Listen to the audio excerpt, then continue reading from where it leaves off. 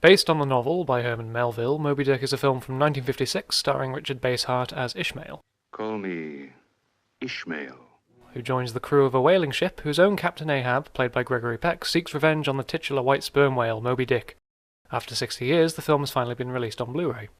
Moby Dick certainly feels like a precursor to Jaws. You have a crew of misfits who often conflict with one another at the mercy of the sea, in the hopes of killing a beast that lurks beneath the depths. Although unlike Jaws, Moby Dick isn't quite as straightforward as good versus evil. What struck me most about revisiting this film is how unvillainous Moby Dick actually is, or any of the other whales for that matter. There's a lot of build-up in the first act, paintings of whales capsizing ships as thunder rolls in the distance. They appear as monsters. So it's interesting watching this film now. The scenes where the characters relentlessly harpoon the whales as blood gushes from their bodies is actually kind of unsettling, though it's played off as heroic. This is their job, and it's firmly established that whaling is what keeps their town afloat. And this is set in 1841, so I'm not about to dwell on the whaling itself, but it made for some interesting viewing in a different era. My point is that Moby Dick is portrayed as what he in fact is, a sperm whale, an animal.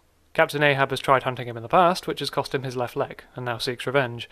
As does Moby Dick, it seems. There's no scene of the whale rising out of the ocean to claim another victim, nothing to establish him as an antagonist outright.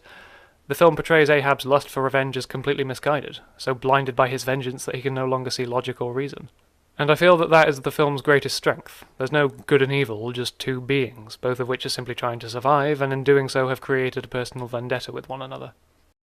And this vendetta is completely encapsulated by the character of Ahab. Captain Ahab is built up about as much as Moby Dick himself. He remains mostly absent for the first half of the film, but his presence lingers nonetheless. There's a great scene during the night while the crew is sleeping. Ishmael is awoken by a rhythmic noise, and that noise is all we get of Ahab initially. The restless pacing as his one false leg hits the ground. Only at night. Every night, all alone, walking the deck.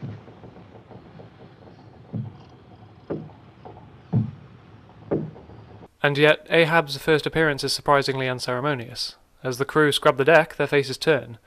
Ahab just stands there, staring at the horizon. His reputation precedes him, and thanks to the fantastic build-up and Gregory Peck's stoic performance, Ahab is absolutely compelling to watch. Some inscrutable yet reasoning thing puts forth the molding of their features. The white whale tasks me. And like Ahab, Moby Dick's arrival is also quite unceremonious. Frankly, it's unnerving.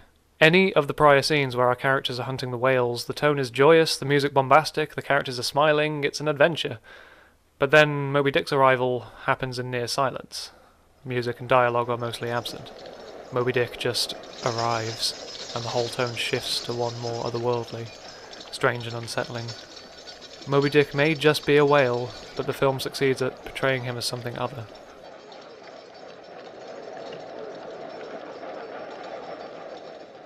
I have to give praise to the effects, too. I'm not going to lie and say that they have stood the test of time, because they haven't. Moby Dick has dated, but then the film was released 60 years ago. And with that in mind, Moby Dick is kind of a marvel. Despite their age, the effects still manage to achieve a sense of scale and weight. The whale feels large, filmed at an appropriate speed with low angles, which lends to a degree of authenticity.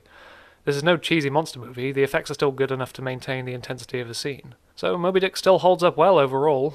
Some individual scenes and effects may be dated somewhat, but that's certainly not to the film's detriment. And great performances, intense dialogue, wonderfully photographed with impressive effects, for its day of course. Moby Dick stands as both a great adventure and a dire warning about the relentless pursuit of revenge. From hell's hard taste apathy, for hate's sake!